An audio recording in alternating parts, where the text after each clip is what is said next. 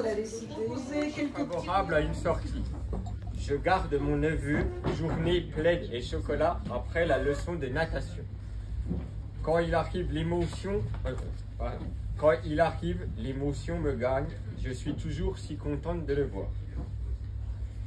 Mon petit neveu veut toujours m'aider et là, sans rien dire, il s'empare du presse-fruits. Je lui montre donc comment ça marche. Il veut bien faire, mais patatras, tout tombe par terre et s'éparpille sur le carrelage de la cuisine. Je devrais le gronder, mais c'est si drôle.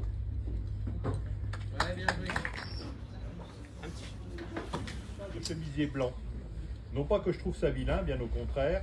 Un beau chemisier blanc, c'est très élégant. Mais c'est pas pour moi. Pas la patience de le repasser parfaitement. Un beau chemisier blanc mal entretenu, c'est inacceptable. Et que dire d'une tache indélébile sur le beau chemisier blanc?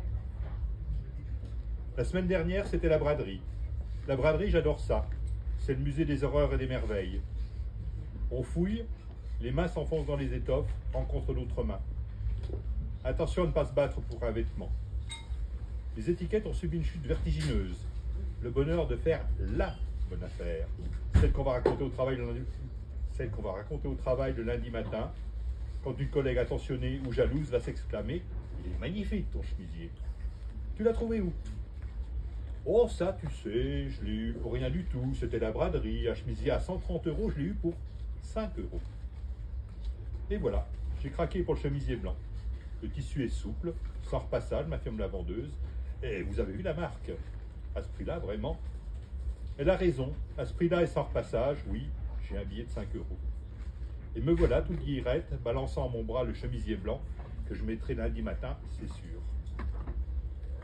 Les collègues l'ont trouvé très chic. Sobre et chic. Tout à fait toi. De beaux compliments pour mon petit billet. Samedi, jour de lessive, de linge étrié. Après quelques luttes, les hommes de la maison se sont pliés à cette discipline. Alors comment expliquer que le chemisier blanc sorte du lave-linge, parfaitement repassé, mais uniformément rose? Mais place VIP, pour blonde, hyper lookée, épuisée par une journée de shopping. Ça tombe de sens quand on y pense. Plutôt que d'être furax contre cette bimbo, je devrais plutôt la remercier. Elle m'a fait prendre conscience de mon erreur.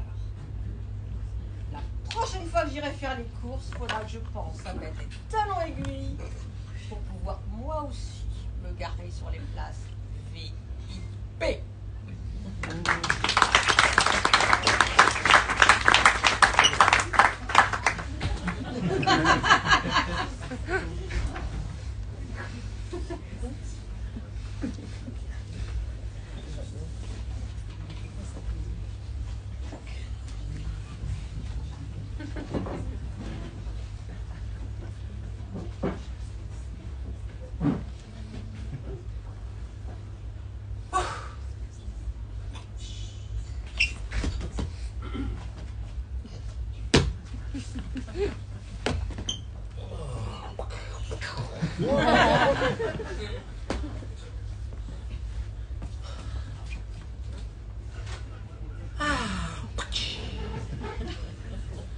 J'ai eu une journée absolument épouvantablement fatigante.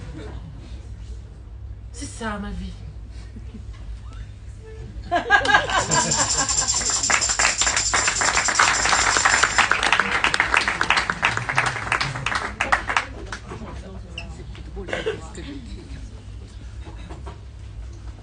La journée était belle, bonne, joyeuse. Le big boss arrive. Je le vois arriver. Il veut voir le chef boulanger qui démissionne. Le premier veut connaître les raisons du second. L'autre barre sa rage sur la manageuse qu'il déteste. Sérieux? Sommes-nous encore au temps de la Gestapo? Le linge sale se lave en famille. Big boss ou pas, devant sa gueule.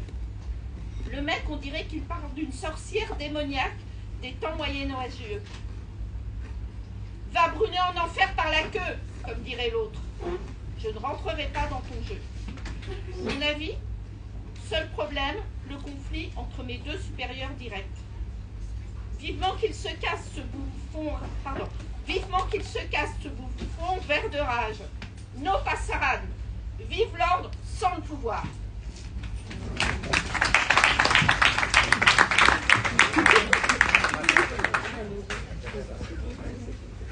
Bonjour à toute l'équipe, moi c'est Arthur, je suis en stage de 3e. Merci de m'accueillir dans votre boulangerie, l'ambiance a l'air vraiment fun. Donc en fait, en 4e, j'ai fait un stage de 4e sur la communication non violente.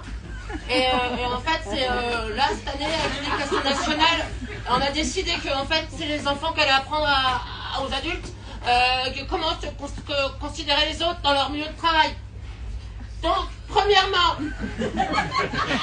les motherfuckers, c'est plus possible. Plus de sexisme, plus de racisme, plus d'attouchement sexuel. Les stages de 3e, un avenir pour la France.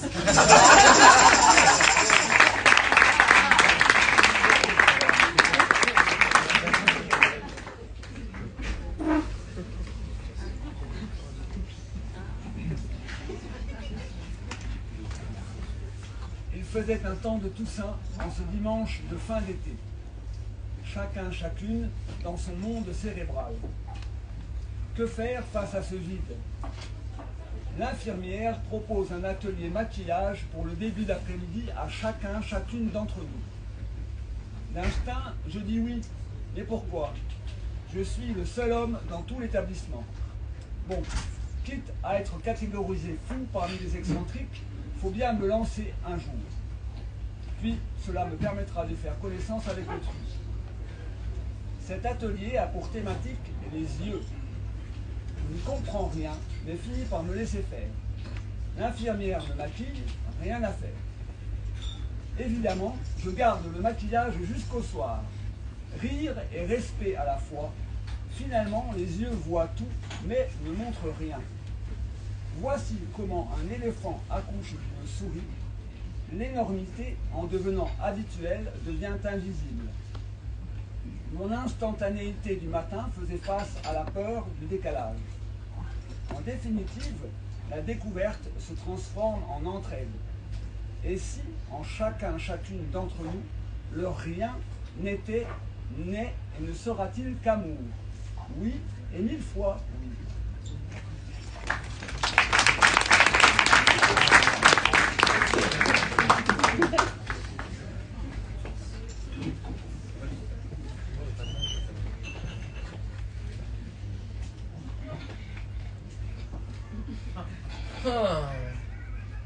Tu as envie de rire mais tu n'oses pas.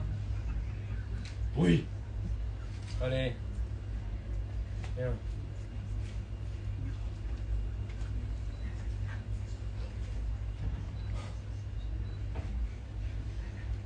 Eh bien, je vois ton troisième œil. Oui. En train de se créer. Oui.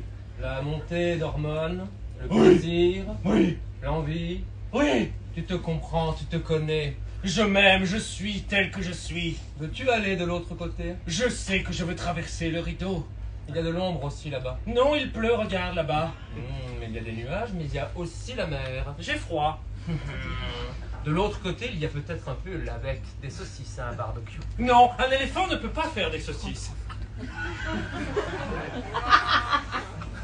C'est impossible. Qui vivra verra. Une trompe n'est pas une saucisse. Tu te trompes peut-être. Oui, car je suis moi-même un éléphant.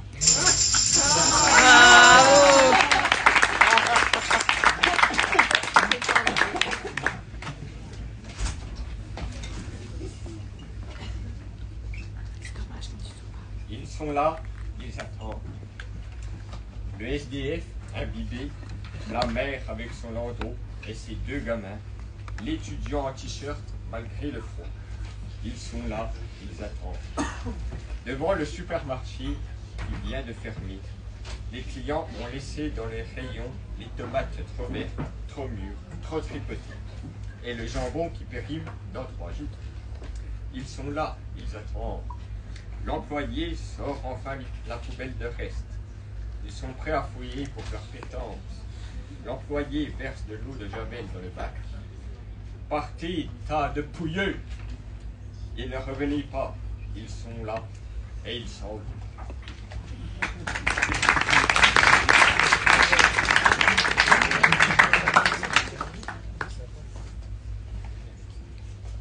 Ça va fermer. Ça va fermer. Tout va fermer. On va fermer les portes. Madame? Oui? Ça va fermer là. Vous arrivez un peu trop tard. Toujours trop tard. Mais oui, vous n'êtes pas une winneuse. Non. Et non. Et non, mais faut regarder, faut être la première pour être premier. Je pouvais pas parce que... Ça va fermer, c'est ça, c'est les horaires. Il y a un début, il y a une fin et il y a des derniers. Et vous, vous êtes bien dernière. Mais peut-être je pourrais aller... Allez, derrière. Derrière. Derrière, regardez, du coup, il y a une flèche des pouilleux là. Encore Vous suivez la flèche des pouilleux et vous allez voir, derrière, il est à votre monde. Encore derrière. Oui, c'est très structuré ici, madame, hein, faut arriver à l'heure.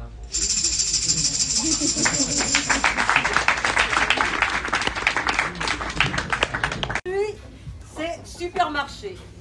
Amis, j'ai prévu un plat martiniquais. Différents rayons pour trouver ce dont j'ai besoin. Hein, ça rend l'exercice encore plus pénible. Le paradis du stationnement devant moi. Mais en m'approchant, occupé par un Vitara Rutile. Toutefois, mais décidé. Pour ça, il était décidé. Son attaché-caisse se balançait à son bras comme s'il cherchait à s'échapper. Mais une crotte de canard. Qu'est-ce qu'elle faisait là? Pourquoi ce canard n'était pas resté sagement dans sa mare, perturba net cette marche bien assurée. Le pied droit de cet élégant monsieur glissa juste un peu. Argue, j'anticipais, je le voyais déjà gesticuler, l'attaché-caisse prendre sa liberté et le bout du nez, bien poudré, s'écraser sur le pavé. Mais la semelle de ce preste monsieur devait être de bien bonne qualité, car le déséquilibre fut très vite rattrapé, et ce, non pas triste cire, quitte à mon champ de vision, mais comme si de rien n'était. Et je pus enfin croquer, avec un immense bonheur, dans mon grand cornichon jambon beurre.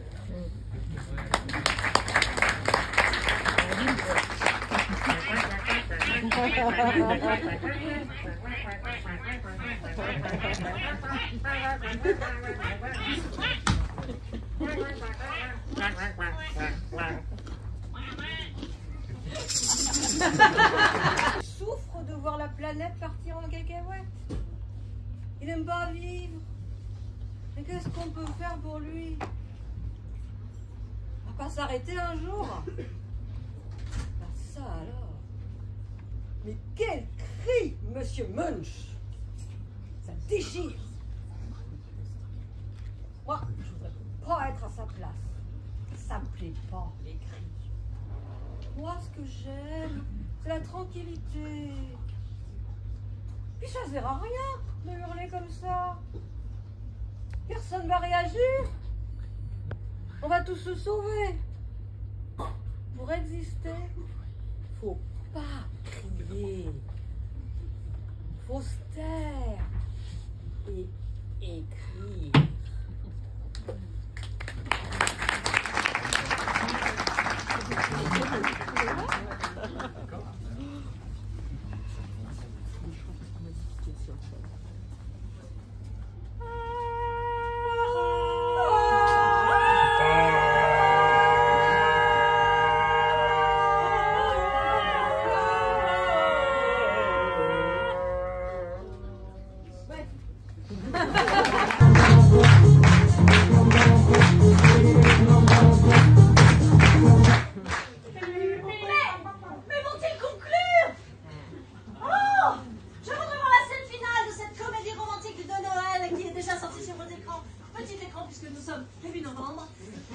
Je veux voir la scène finale dans le zoo. Avant de penser, viens me voir cœur brisé.